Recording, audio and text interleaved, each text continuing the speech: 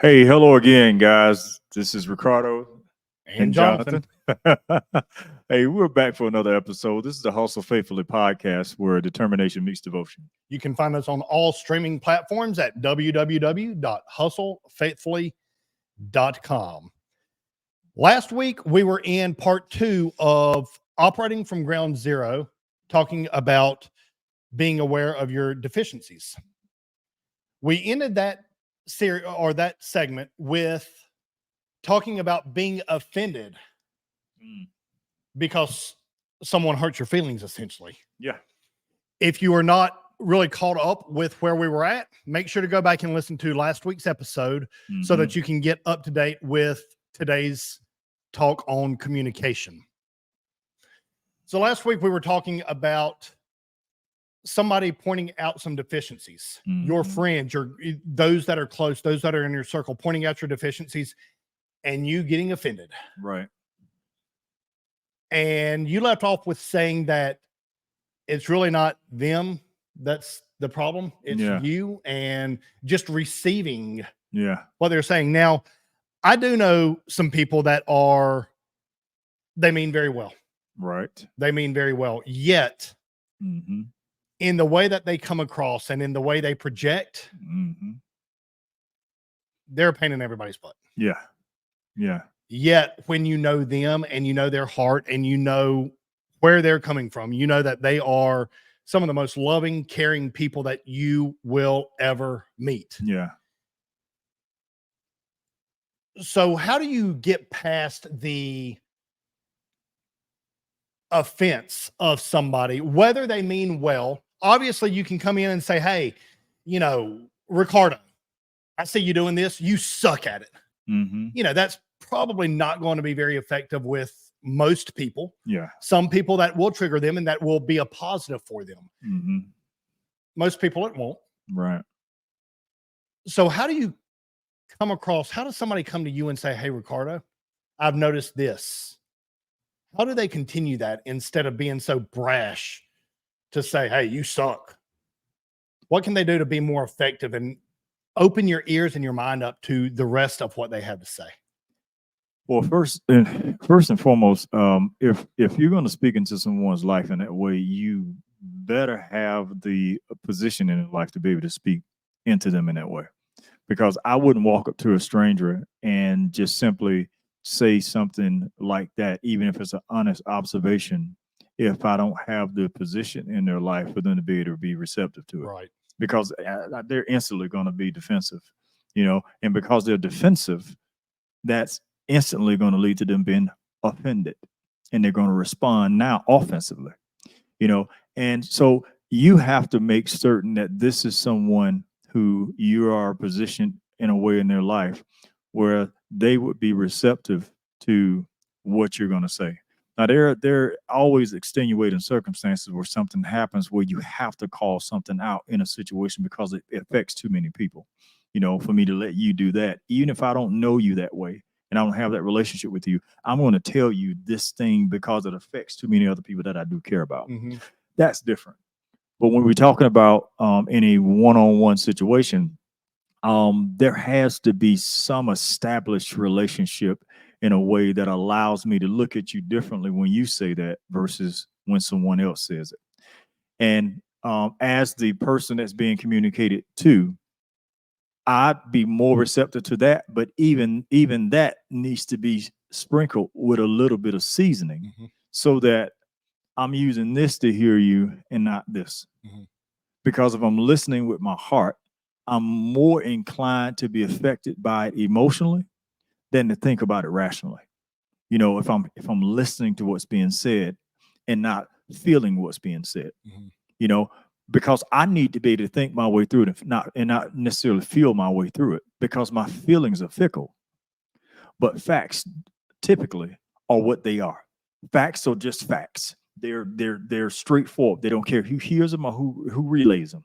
Feelings, on the other hand, is totally different. So in a situation like this, having a rapport with someone, even just some small amount of something, in some ways, having some relational equity with someone is important.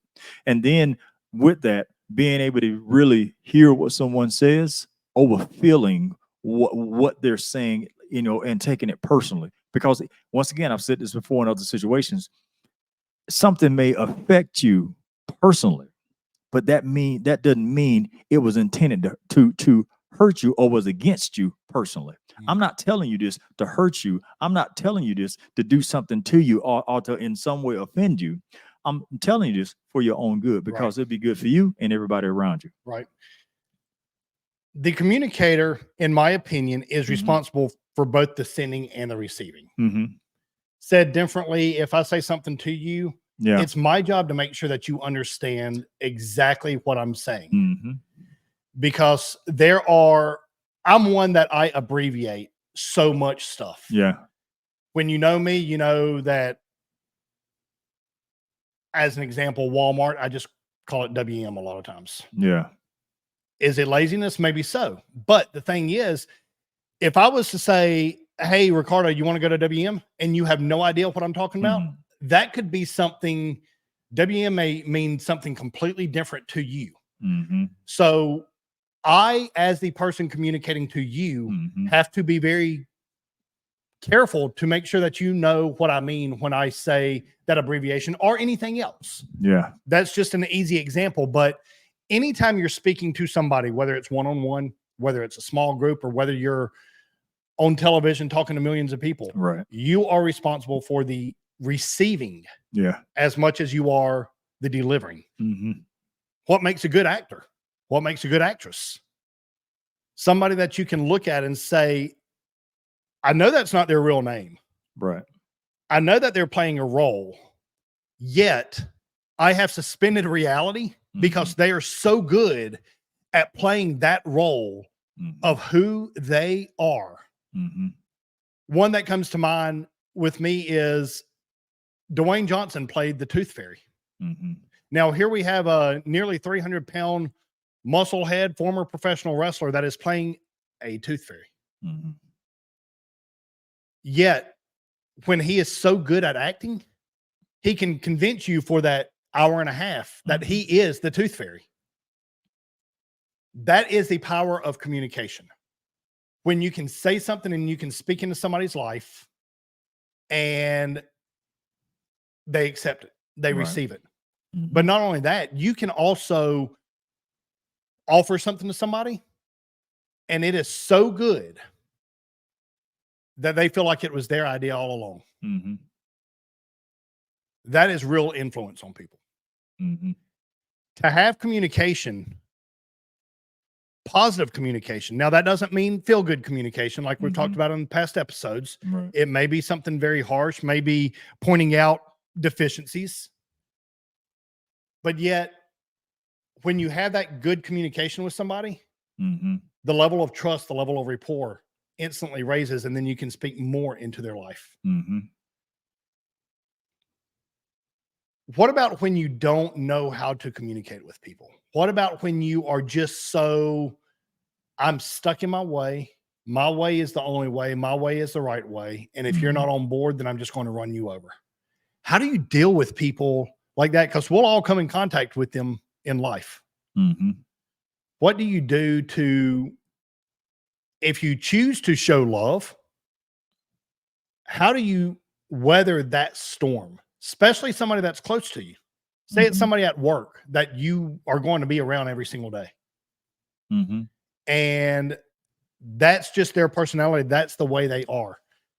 What do you do to use your communication to bridge that gap in between y'all's personalities, y'all's way of thinking, and getting out of their way so you don't get run over, but also taking care of what's in their path without it being a big conflict? Well, if someone is addressing something and have no relational intelligence when it comes to being able to communicate, you can either remove yourself from that situation, bow out gracefully, and not refuse to even have that conversation with them now in this state that they're in, or if there's someone that you're saying is close to you, then you should have enough knowledge of this person to know how to appeal to their better selves in the sense of how you respond. Because there's a certain way that you respond that validates for them what they're saying in a way where it isn't like where what you're saying is trash. Take that somewhere else. Screw you. I'm done. Don't want to talk to you. You're a jerk, whatever it is. And a response that says, I hear you. I understand what you're saying. And even if you don't communicate outside of your mouth, your response communicates, I hear you. I understand what you're saying. There may be some truth to it, but let's continue to talk about this because it's the difference between saying someone telling you something, you saying, well, yeah, but so and so and so and so and so and so, rather than them talking to you, and you saying, yes, and what does that mean to you? Yes, and how should I respond to that? You know, it's yes, and like what you said mattered, what you said may be true, and I'm adding to this. Not yes, but Right. like, okay, what you said, but what you said is garbage. I hear you, but it's garbage. And let me tell you why. It's something, these subtle statements or these subtle things that help transition from something that may seem like an attack, and they may have meant it as an attack, but it's like a soft toss instead of you allowing it to be a hard ball or a fastball. You receive it a certain way, and then you return it in a way. And if that's something you're consistently doing in that exchange, then typically the conversation will shift in a way that's more positive and will lessen some of the mess that was thrown your way initially. Because most people, even if they start out aggressive, they start out in a certain way. If you're listening to them in a way where they feel like, okay, like what I'm saying to them, they're actually receiving what I'm Right. saying to them and then engaging me in conversation. Most people I met will typically start to bring down They soften. right. They soften. Right. So it's either I'm going to walk away from this and say, I can't engage you right now. I don't have the capacity for this right now. Or I'm going to be the one that has to use a bit of relational intelligence or whatever communication skill or method I have to lower the ceiling on this conversation. So me and you are closer right now because you are up here and I'm down here. So I need to lower the ceiling. Yep. So we're closer to one another so we can have a real conversation. Yeah, absolutely. A lot of times when people come in so aggressively, they feel like they're above you. Yeah. No matter what the situation is, Yeah. they just feel like they're above you. I love what you said earlier when you said yes and Yeah. versus yes but. Mm-hmm. But negates everything that Oh, was yeah. said before it. Yeah. You find the word but in the middle of a sentence, Yeah. the end of that sentence is what's being said. The first part was just filler words, Yeah. getting right down to it. Yeah. Yeah. I love you, but I cannot stand you. Yeah. They don't love you. Right. Um, Right. I love this job, But I hate everything about it. Mhm. Okay, great. Mhm. I love this job, or I hate this job, and this could make it better. Yeah. You just opened up a world of possibilities Yes, sir. by changing 3 letters for another 3 letters. Yeah. Words have power. Yeah. Words have meaning. Mm-hmm. The power of the life and death is in the tongue. Mm-hmm. You know, in one of my books, I made mention of how a spoken word Mm-hmm. can build bridges. Mm-hmm. A spoken word can start a war. Yeah. Yeah. Press the button. You just started a war. Mm-hmm. Or you have this job and there's you building a bridge. Yeah. It's the power of the spoken word. Be very careful of what you are telling yourself, Mm-hmm. because the first person that should be speaking positivity into your life, it's Mm-hmm. not your friend, it's not your wife, it's not your husband, it's you. Mm-hmm. Would you let somebody come over to your house that you know is going to throw trash all over the floor, Right. throw dirty laundry all over the floor, Mm-hmm. and then leave? Right. Probably not. Why would you allow people to do the same thing to your mind with their communication? Somebody that comes in just to tear you down, Right. then they're gone. Mm-hmm. Doesn't matter who this person is. Right. Doesn't matter. You got to get them out. But like you said, sometimes you also have to look at the situation. Yeah. Now, I'm not justifying it by any means. Don't misunderstand my statement. Yet, there are times that we can get knocked off of our rocker, so to speak, because of life circumstances. Mm-hmm. I have known people in the past that have, when things are not going good for them, they're going to beat up everybody around them Right. verbally. Right. Yet the majority of their life is going good. So then you decide, am I going to stick around this person and love them through it? Or am I going to remove myself from them for this period of time or forever? I'm here to help you think about this. Oftentimes, the person or the people that deserve love the least, they need it the most. They're longing for something, and maybe they don't have the person to properly speak into their life. We've spoke about speaking into people's lives during this series multiple times, and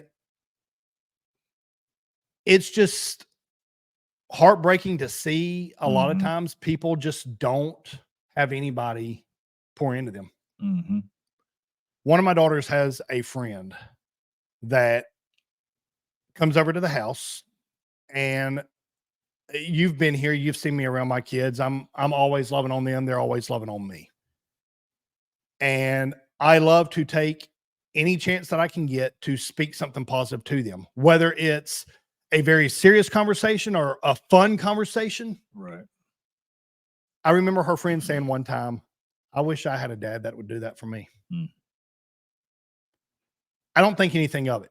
Right. It's just fun for me. I love to encourage my kids, encourage my family, encourage my friends. Everybody doesn't have it. Right. My wife and I have been to almost every single one of Jack's football games. There are a lot of kids that they've never had their parent at a football game. When you are out there in those stands and you're screaming down, that's communication to your kid. I am one that I don't get embarrassed easily at all. So I embarrass the embarrassment out of my kids. I remember one year, many years ago, when Jack and I had first met. Now, my wife is Jack's mother paternally. And one of his first birthdays, I remember we went to a restaurant, and Jack used to be very shy, very timid, didn't want any attention from anybody for any reason. Well, we're sitting in the bar area at a high top. And my oldest daughter, I've already embarrassed the embarrassment out of her. So, we run together and we have fun with it. Well, we looked at each other and we knew what was going on. We both stood up on our high top chair, and I'm 6'4". So I was definitely drawing all the attention of the entire restaurant. And we sang happy birthday to him. What's that have to do with communication? He sat there, embarrassed as could be, but he saw a dad there that was not embarrassed of him, that was proud of him, that was proud enough of him to let it be known, hey, I'm with this kid. Communication is not always going to be a one-on-one conversation. My wife was just going through some things recently, and we always ask each other, what can I do for you? All that she said was, just be patient. It wasn't a thing to sit here and talk my ear off. Right. And then she rolled over and she put her head on my chest. And she lays her head on my chest almost every single night. And we'll just sit there, and maybe the TV's on, maybe it's not. With her head on my chest, that's communication in its most pure form. Yeah. No words are spoken, nothing is said. But yet you're communicating that love for one another. Yeah. Communication is not always going to church or going to that big seminar. Hmm. Sometimes it is the one-on-one that's going to change your life. Yeah. Sometimes it is silence. You know, as a Western world, we are essentially taught that whenever somebody comes to you with a challenge, somebody comes to you with a problem, with an issue, Hmm. it is our job to respond. Right. Sometimes it's not. Sometimes your only job is to listen. Hmm. There's been many times that I've talked to my wife has talked to me. We say what we have to say, and then we are 100% okay right after that. Right. There was no response. We just had to say it. Communication comes in so many different forms. It does. It does. And sometimes the greatest form of communication is the nonverbal communication, Mhm. because that a lot of times is the most authentic communication. Yep. Because with my mouth I can say anything, but my body won't allow me, in these conversations. Because I can tell you, yeah, I'm good, while my body's saying, no, Right. he is not good. And that's why it's important to have and to be aware of these cues when you're having conversation with people. Now, there's general cues that we see with people as a whole that are important to know, but then there's a cultural context that we have to be aware of, so that we don't judge someone who has certain physical cues that are a cultural thing more so than it is this person being deceptive Right. in communication. So there's a lot of when we talk about communication, there's some awareness that we have to have on ourselves, or we don't take individual parts of communication and not the whole when Mhm. there's verbal and nonverbal. Now, if it's just nonverbal, then you take what you have. If it's just verbal, typically there will be some nonverbal either way, but unless it's over the phone, but it's important to just be aware of what's being said and what's not being said, Right. because it's just there's these other cues. Um, it when it comes to communicating, it's one of those things where you have to be willing to address problems and not address people Hmm. when you're communicating. And when and I know what I mean when I say this. I have a problem with what you did. I don't really have a problem with you. Right. And so we can sometimes flip the order of communication to where I'm fussing at you and I'm embracing the problem, Mm. rather than embracing you and I'm addressing the problem, because that's the way that it should be. But sometimes we can get so attached to what we feel. That's why I was talking about what we feel versus what we're hearing, Mhm. that we can personalize or localize the problem, even though it didn't originate with us, because it's affecting us. It goes back to it's affecting you personally, but it wasn't intended for or done to you personally. Mhm. It's just this person is so close to you that what they did affects you personally. They didn't do that to hurt you, but you're hurt. Right. Right. So what do I need to do? I need to make sure that I value the person over the problem, that I embrace the person over the problem, that I'm addressing the problem, not the person. Wow. So those are things that are extremely important, and all these cues come into play, verbally and non-verbally, in this exchange, so that we don't upset the order of communication. Right. Right. It's interesting that you've mentioned non-verbally. Yeah. Obviously, earlier I mentioned something about my wife laying her head on my chest. That's clearly nonverbal, but what other kind of nonverbal cues are there? Now, are you just saying just overall In nonverbal general, yep. communication, whether it's the way a person fidgets when they're talking, or the way a person crosses their arms when they're talking, or people that will, when they're talking, but you keep seeing them put their hands over their mouth, Yep. over their face. Is like, hey, the place that the lie's coming from, you got some shame, so you're kind of, Right. it's all kinds of different communication methods that people use. The rubbing of the neck and all those things. And typically this happens in a stressful situation where, there's certain arteries or whatnot that are rubbing through him. People inadvertently do this because there's a calming effect that happens with this that relieves some tension and some Right. stress. There are so many things a person that's talking to you the whole time and they just, there's this thing going on. Or someone that's asked a question. Now, this is, I guess that would be verbal. So no. But yeah, there's a lot of nonverbal cues and ways of communicating that are tales. One in and of itself may not tell the story. That's right. But different tales altogether. In addition to what's being said, you can get a clear picture of what's really going on. You really can.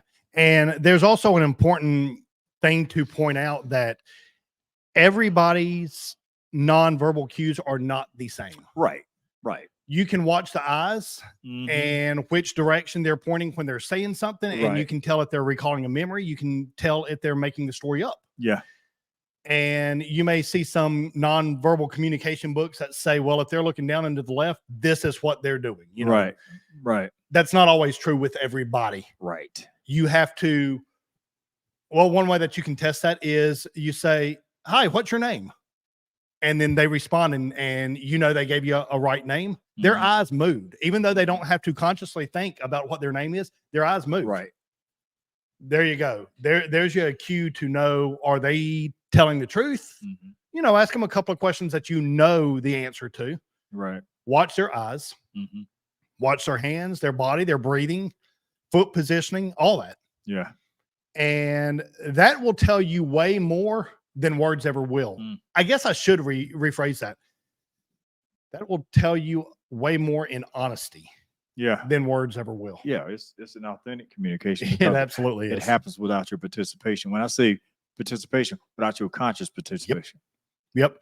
It's fun when we can, quote unquote, read our children's minds. Yeah. They just don't understand that you're telling me this. Mhm. Your body's telling me this. I'm going to listen to the body. Yeah. And guess what? Almost every single time, we're right. I mean, sometimes you can misread the body. You can Mhm. misread the cues without a doubt. You can. Yet, when you listen and you watch, Mhm. you are going to know what is truly being communicated Yeah. to the person. Most of the people that are hearing us right now through the Hustle Faithfully podcast are hearing us on streaming devices. So you're not seeing Ricardo or myself. Right. You can go over to the YouTube channel at youtube.com/@hustlefaithfully and find the videos of all this, because not only is it audio, we do record every video of this. Yeah. So as an example, earlier when Ricardo was going over, the fidgeting and everything, he was sitting here bouncing his leg. He was rubbing his neck. He was putting in motion exactly what he was talking about. Right. And that's just part of it. It's kind of like say yes while shaking your head no. Right. You can do it. It's not the easiest thing in the world. Right. Or say no while you're shaking your head yes. Again, it's possible, very challenging. Right. Yet whenever you couple the verbal and the nonverbal together, Mhm. you're going to get the real picture. Yeah. You're going to find out what this person is really saying. Mhm. When they say, I love you, okay, maybe they say, I love you, but Mhm. yes, but does negate. However, there are times where you might be really upset with that person and, Yeah. baby, I love you, but you really pissed me off earlier. Okay. Yeah. You still love that person. Mhm. Pay attention to the body, because it's going to tell you way more than the words ever will. Mhm. There's an old study that says that non-verbal communication is, what is the percentage? Verbal is 7%. Non-verbal is the majority of all the communication that we put out with somebody. Mhm. So that's why I love to shoot these videos so people can see us as we're interacting. Right. That's why I would prefer a online video call or a phone video call Yeah. over just a phone call, unless I'm in the process of moving. If I'm Yeah. driving or something like that, maybe a Yeah. different story. But overall, if I'm sitting still, I'd rather be able to look at you and see you, Yeah. because you get a lot more you're a lot closer with the person. Mhm. I don't care how far apart in distance you are, you're a lot closer with the person. And we hope you guys will be with us and very close with us again next week as we bring the finale of this series of Operating at Ground Zero, where we will be talking about authenticity. Mhm. We've talked about a lot of things in this 4-week series. We're ending with authenticity because your communication, your integrity, and being aware of your deficiencies, it all comes with authenticity if you really want to grow. Mhm. Be with us again next week for part 4 of this series. Well, guys, it's the end of another episode, and you know what I'm about to say. If you're going to hustle, remember, hustle faithfully. See you later. Be blessed.